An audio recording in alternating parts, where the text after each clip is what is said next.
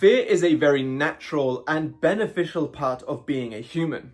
Without fear, we would find ourselves in situations that are very detrimental to us and that we may not ever be able to come back from. But just because it does keep us safe in some instances does not always mean that we should give in to fear or that it's always got our best interests at heart. There is a fine line between genuine, beneficial fear and fear that is there to keep you where you are in your comfort zone, where in fact breaking free would be the best thing for you. And in today's video, I want to make that line clearer for you, just in case it isn't, and give you a couple of ways on how you can look into it or how you can understand it better so you are overcoming your fears which are stopping you from manifesting your desires. Now, fear is a way to keep us safe in one form or another, be it mentally safe, physically safe, emotionally safe. Fear is an expected result of something. Often information presented in the 3D reality creates this expected result, but nonetheless, there are definitely instances where we have a completely unjustified fear, or the fear comes as a result of inner beliefs without external 3D things reflecting it in that moment. But nonetheless, the fear is an expectation of a negative result, which we expect to be that of pain, emotionally, physically, mentally, and so on. This fear, or this expectancy of pain, keeps us from wanting to bridge that gap. If you really want to talk to a lady that you met at the bar, but maybe you've got some self-confidence issues, or she's just someone that you deem way out of your league, you may immediately expect rejection, and upon that, fear the approach, so much so that you don't do it. Or you may fear the outcome of your person getting with someone else, so much so that it messes with your manifestation because you're constantly wavering.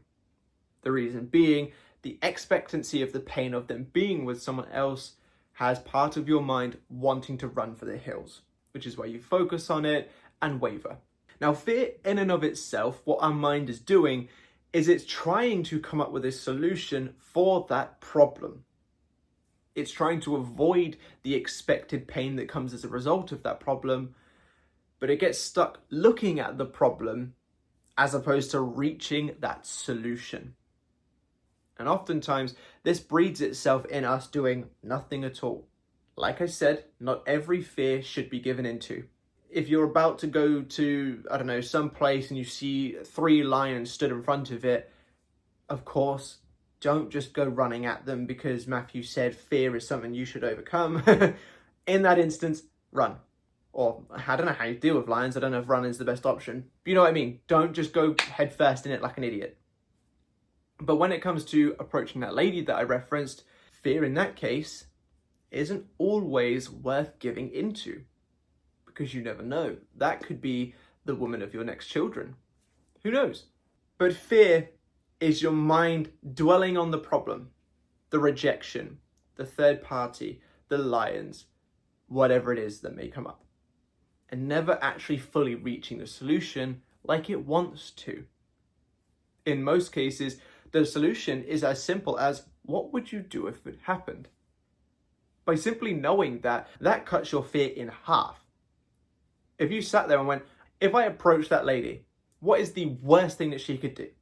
Say, ew, throw a drink in my face. We don't want that, of course. But is that really that bad? What would you do if it happened? Probably go to the bathroom, clean up, dry my face off, maybe head home. Probably, I suppose, because you'd probably be all wet and stuff. Head home. You probably don't know anybody in that bar and probably never going to meet any of them ever again. So is it really that bad comparative to the possibility that she is the next woman of your children, or the woman of your next children? Potential. You know what I mean? Like the best case scenario compared to the worst case scenario. And in this case, we realize that the actual rejection, while painful, yes, dealing with it is actually a lot easier than we're probably leading ourselves to believe. But because our mind gets so caught up on the negative side, on the pain that we expect to receive, we never actually quite reach over to the other side. It's the same thing with the manifestations as well. We fear it not working, so we never fully give it our all, because we're like, if we do give it our all and it still doesn't work, that's going to suck really bad. Yeah, I get that. But if you did give it your all and it didn't work, what would you do then? Well, probably move on. Take some time to heal. Spend a year being alone, for example. Some examples. But ultimately, giving it your absolute all, receiving some disappointment of it not working, would just lead you in the same space you are now. But with more clarity, because now you can actually move on. Now you can actually live the life that you want to. Now that you can actually do these other things. Live the life you want to external to this person, I mean. Because with this wavering, you're not getting the result that you want, but simultaneously, you're not really doing anything else either. You're keeping yourself kind of stuck in this limbo. So the worst case scenario of you giving your absolute all when it comes to manifestation is you end up in the same place you currently are while wavering, except more than likely with the clarity that it is time to move on. Therefore, freeing yourself from this and actually allowing you to go forward creating more things. But of course, first and foremost, if you did give it your all, you would create a result. So you don't even need to worry about that. It is just the worst case possibility. But what's the best case possibility? You get this person, you live the life of your dreams together, 3 children, 6 grandchildren, white picket fence, sitting on the front porch at 80 years old, happy that you gave it your all. Stop and think for a moment. Is the negative potential of giving it your all in that moment actually that bad comparative to the possibility of giving it your all is good?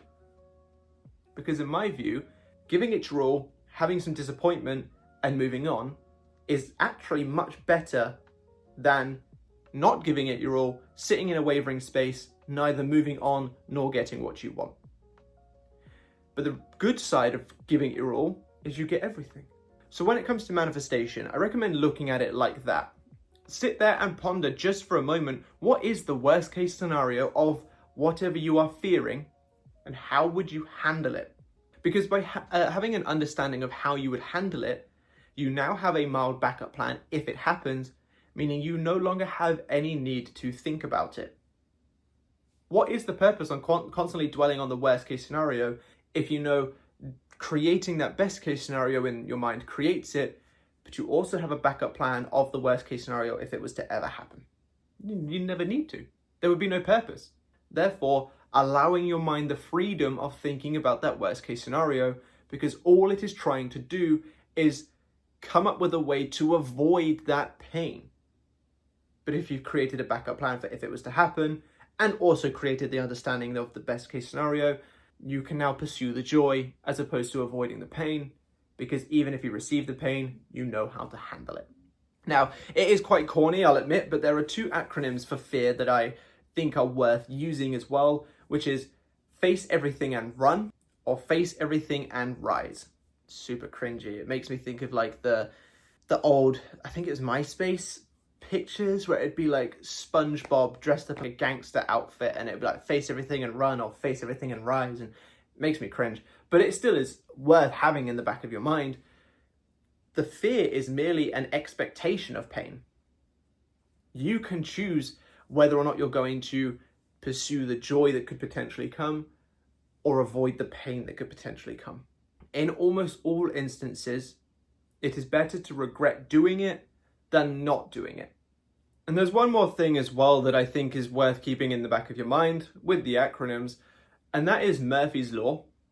Now, Murphy's Law is the more that you fear something, the more likely it is to happen. Now, of course, this makes sense because when you fear something, you're thinking of an outcome and attaching a feeling toward it. Your subconscious mind is going to have an easy time taking that in and creating it. So it makes sense why that law exists. So what this means is, in fact, the more that you actually dwell in a state of fear, the more likely you are to experience that thing that you are fearing.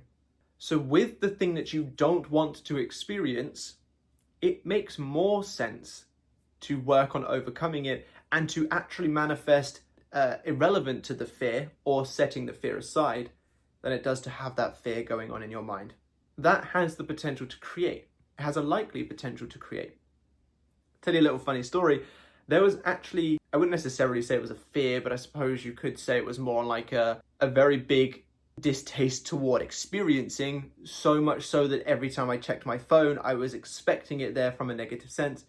But there was someone that I didn't want to message me anymore a few years back. So much so that I would dwell on it and be like, I know there's going to be a message there every time I check my phone. And it was almost like, I wasn't fearing it because I wasn't scared, but it was, you know what I mean? Oh, it's going to be there, I can just tell. And for such a long time, that person would not leave me alone. Even when I blocked accounts, they'd make a new one and things like that. It was a whole mess. But even that in and of itself, I didn't want this person to message me, and I was kind of like sitting in a space of like anticipation, I suppose is more the word than fear. But you know, there's a thin line between. And it was happening. And it was just someone I didn't want to message me. So, hey, if you guys want messages from your specific person, stop being scared of receiving it. It's going to make it happen. But nonetheless, aside from what I've already said today, when you sit in a space of fear, or when you allow fear to stop you from going forward, you create the very things that you're scared of.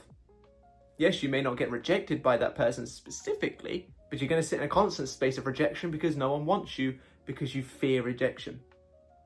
If you fear that things aren't going to go your way, you may not have that person directly say, no, I don't want to be with you anymore, but you're not going to manifest them because the fear is creating, the fear of not having them is keeping you stuck in a space where you're not actually manifesting them.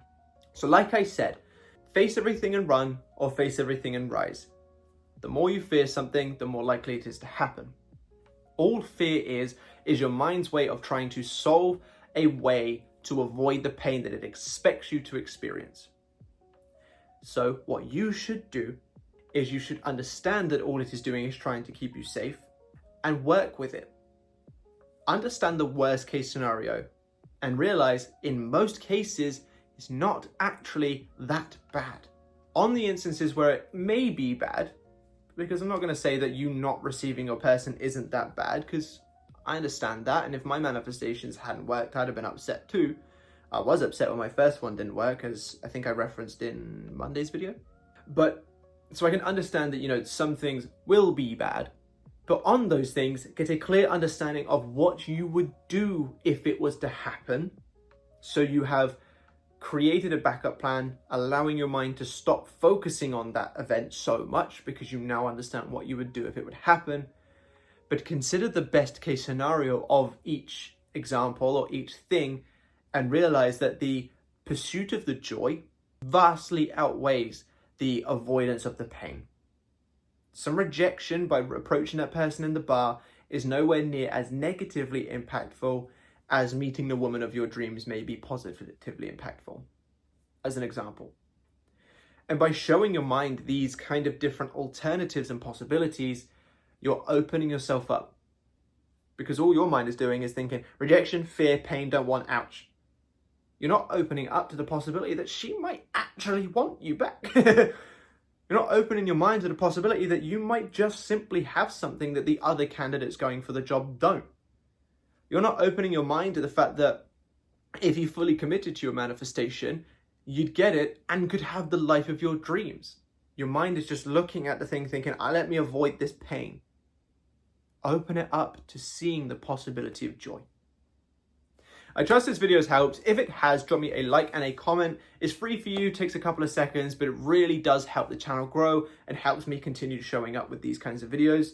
Subscribe to the channel if you haven't already, and be sure to click that bell icon. If you need any one-to-one help with your situation and you're serious about making those necessary changes, down below in the comment section and the description are the links to my services. So once you've clicked off this video, go check them out and let's get you to where you want to be. But thank you so much for being here today. I look forward to seeing you in the next one. Bye-bye.